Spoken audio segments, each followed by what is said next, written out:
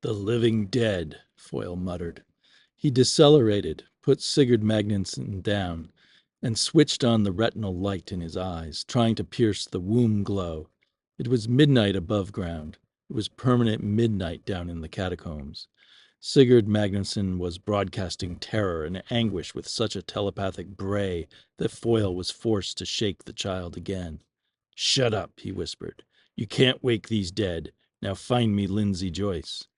"They're sick, all sick, like worms in their heads, worms and sickness and—" "Christ, don't I know it? Come on, let's get it over with. There's worse to come."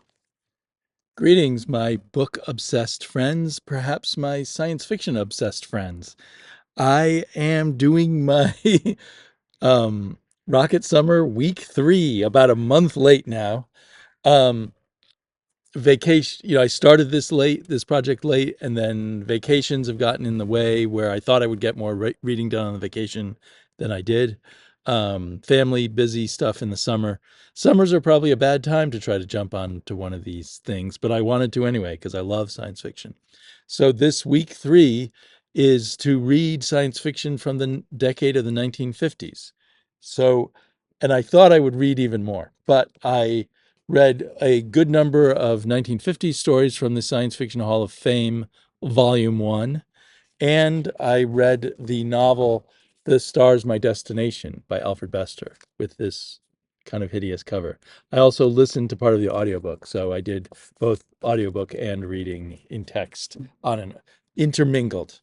Um, so my take on the 1950s is it both continued, and this is American science fiction, maybe to some extent American and British science fiction. I think maybe by the 1950s there's more interweaving between the U.S. and British science fiction. I'm not positive about that though. Arthur C. Clarke becomes part of the scene in the U.S. in the 1950s at least. Um, so in fact, let me see the contents page here. So, okay, so my take in the 1950s is it both continued kind of the work, the the kinds of things laid out by the John Campbell golden age of science fiction coming from Astounding magazine. But now there were two competing magazines, and to some degree there was some actual novels being published in the science fiction wasn't quite as looked down upon as it was previously. So for the short fiction, I read um, let's see, The Little Black Bag by C.M. Kornbluth, and I read Coming Attraction by Fritz Leiber. I read 9 Billion Names of God. It's a Good Life, but 9 Billion Names of God by Arthur C. Clarke. It's a Good Life by Jerome Bixby. In the Country of the Kind by Damon Knight. And they kind of fit in a way with The Star's My Destination, which is the most radical work of all of this. But all of them, I think, live in the shadow of the nuclear bomb and the shadow of the Holocaust and the great cost in general of human life that went on during World War II, and perhaps the shadow of, fears about communism too. And fears about capitalism, I would say, especially when you get to The Stars My Destination. So even though, we look back and think of the 1950s as a very placid time, there's a lot of acid poison in the system, judging by these stories. Now, these stories in the Science Fiction Hall of Fame were picked by science fiction writers who were members of the Science Fiction Writers of America in around 1969. So it may be also reflective of their prejudices, coming out of this, it being in the 60s, of what they liked when they look back at the 50s. So, there's that. Although obviously the Science Fiction Writers of America would include views from all different parts of the science fiction world in terms of politics or whatever standards. I know the cliche of the Campbellian astounding golden age science fiction is can do. The humans can do and solve problems. And it gets a little more complicated in the 50s for most of these authors. And Astounding was still a major magazine, but then there were also two other major magazines, Galaxy and Fantasy and Science Fiction. And I think most of these stories come from those. I haven't done my research enough to be 100% sure. But we got things like The Little Black Bag, where a seemingly magical a bag of medical devices arrives in 1950s America and lands somehow in the room of a alcoholic, disgraced doctor, and we get the struggle between between altruism and greed, and uh, and then kind of also some commentary on the dumbing down of the human race over time. And uh, and then Fritz Leiber in Coming Attraction, it's a story that takes place in a bombed out New York where I guess nuclear war between the Soviet Union and the United States has become kind of a regular thing, and other countries want to stay out as much as possible. And it's had all kinds of weird social effects, including that in the US, women always wear masks over their face. They might expose their breasts, but they would never expose their face. And I don't know if that's, maybe starts with nuclear radiation scarring or something. I don't know what Fritz Leiber had in mind. Fritz Leiber had in mind there. Um, but it's a very cynical story where a woman seems to be asking this British man who's from the consulate for help. She wants to get out of the country, but then it involves this whole world of a kind of professional wrestling where women beat up men, but then those wrestlers, when they're doing the not doing their performances, they need women they can beat up so that they'll feel better about themselves. And that kind of brings up a pattern that I saw in a lot of these, where there's a little more, like in the 1930s and 1940s science fiction, there's almost no women, and not much, at least in the stuff I've read, much thought given to the place of women. Here in these stories, there's kind of a struggle of, it feels to me, a struggle of seeing that women are being mistreated and deserve something better, and are working towards kind of their own what's that word I always forget, their own sense of action, their own ability to take control of their lives. uh, but there's also this anger against women, and this disturbance, this disgust with women almost. And I'm not sure where that comes from, but I'm guessing it comes out of war experiences and lots of people doing lots of desperate things. I'm guessing. I don't know. Because we don't see that in 9 Billion Names of God. There's no women in that. Arthur C. Clarke. That's closest to the golden age science fiction. Only technology kind of interacts with spirituality, interacts with bringing about, spoiler right here, bringing about the end of the universe. So it's like, I'm not, I'm less sure about technology here and its value. It may be kind of hidden, but I think even in that, there's that post-World War, post-Nagasaki and Hiroshima kind of insecurity.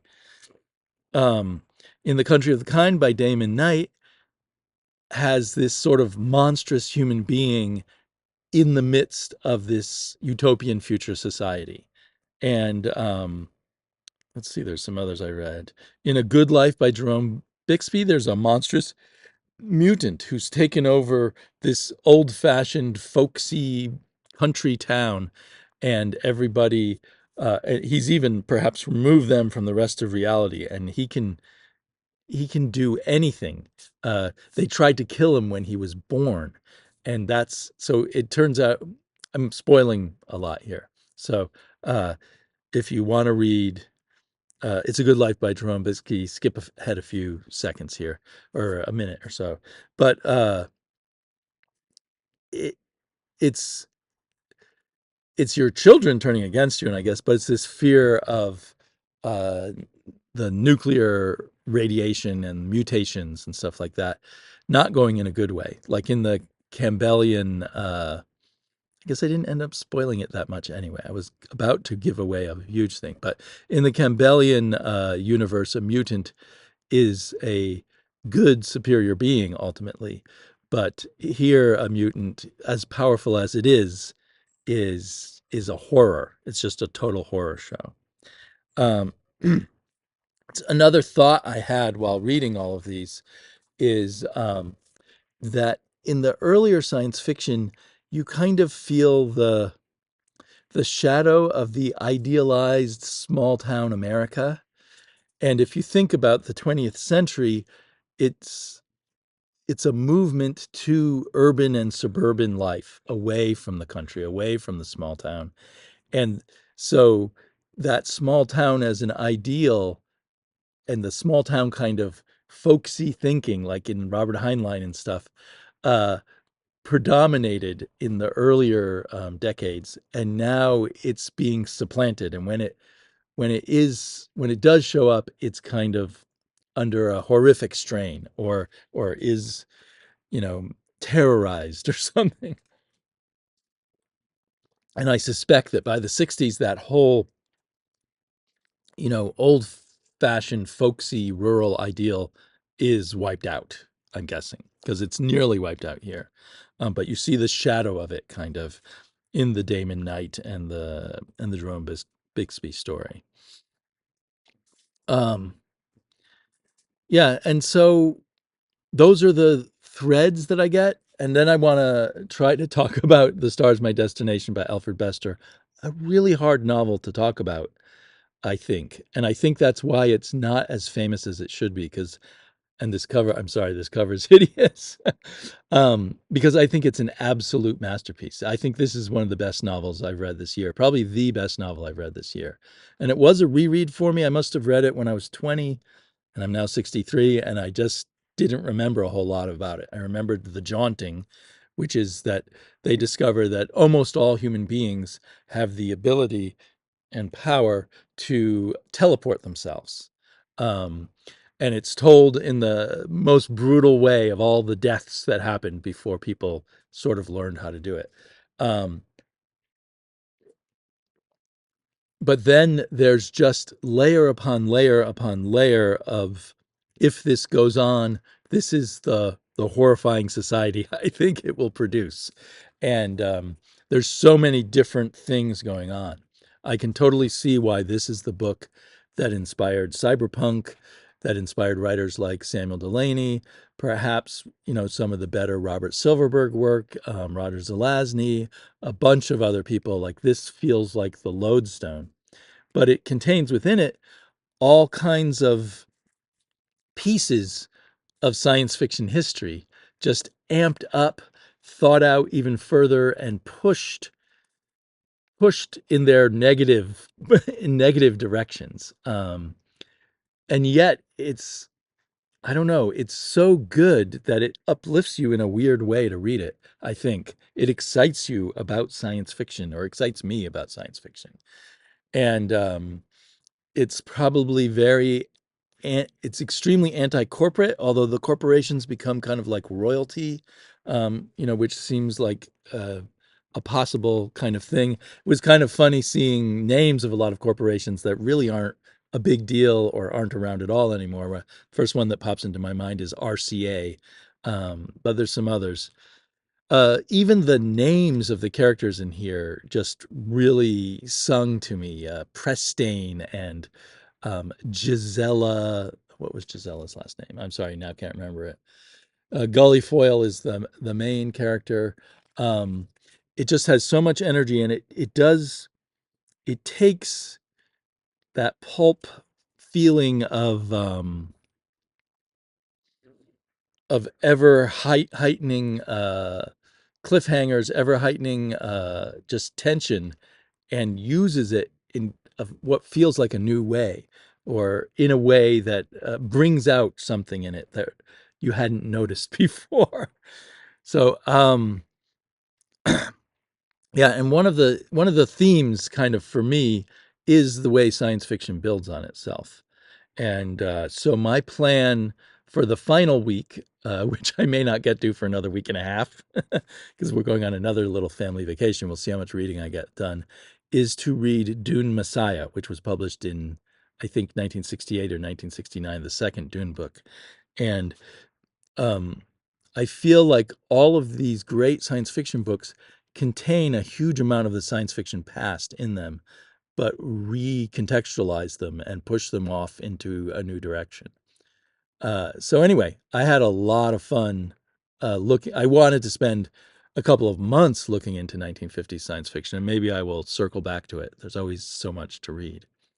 Um, but yeah, if you, there is a lot of brutal, that problem with women, sort of awareness of women needing their agency and having their lives, but being oppressed is a big thing in here. And it might be hard to take. It might be triggering for someone. But other than that, I recommend um, Stars My Destination very, very highly. And I'm not saying it's anti-women at all, but it does present a society that doesn't value women, and it pushes back against that to a degree. But then it gets on with its story, and it's hard to tell exactly what the author thinks. Although I think he is he's probably pro women, anti corporation, various things like that. But it's an amazing book, and I don't think anything else Alfred Bester ever wrote lived up to it. But I do want to go back and read his other famous novel, The Demolished Man. And my understanding, I think I remember reading from Samuel Delany, is a certain kind of more old-fashioned reader preferred The Demolished Man for Alfred Bester's masterpieces, and the more sort of wanting to be more avant-garde, ahead of their time kind of readers liked The Stars My Destination. But it feels like it comes from the 50s, but it reveals the 50s as being something different than we usually think about it, from Happy Days or whatever. So I'll catch up with you guys when I can, and hope you're all having a good reading week. At the costume ball in Shanghai, 4 Mile of Ceres electrified society by appearing as Death in Durer's Death and the Maiden, with a dazzling blonde creature clad in transparent veils. A Victorian society which stifled its women in purdah and which regarded the 1920s gowns of the penny-mooned clan as excessively daring was shocked, despite the fact that Robin Wensbury was chaperoning the pair. But when 4 Mile revealed that the female was a magnificent android, there was an instant reversal of opinion in his favor. Society was delighted with the deception. The naked body, shameful in humans, was merely a sexless curiosity in androids. At midnight, 4 Mile auctioned off the android to the gentlemen of the ball.